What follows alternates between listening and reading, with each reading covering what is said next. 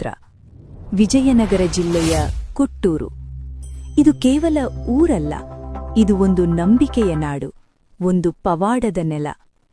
ಪೌರಾಣಿಕ ಕಾಲದ ಕಥೆ ಹೇಳುತ್ತದೆ, ಶಿವನ ವಾಹನ ನಂದಿಯೇ ಧರ್ಮ ರಕ್ಷಣೆಗಾಗಿ ಭೂಲೋಕಕ್ಕಿಳಿದನು.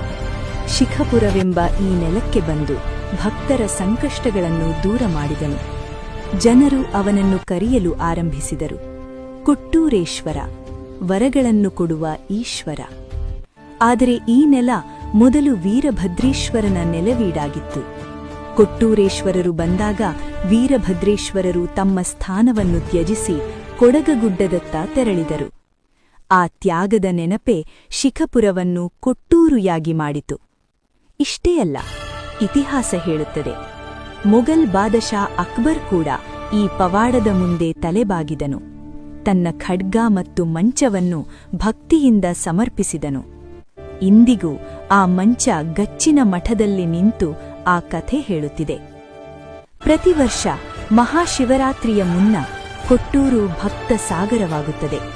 ಲಕ್ಷಾಂತರ ಜನ, ಒಂದೇ ನಂಬಿಕೆ, ಒಂದೇ ಜೈಕಾರ. ಅಲ್ಲಿ ಎದ್ದೇಳುತ್ತದೆ ಒಂದು ಅದ್ಭುತ ದೃಶ್ಯ. 85 ಅಡಿ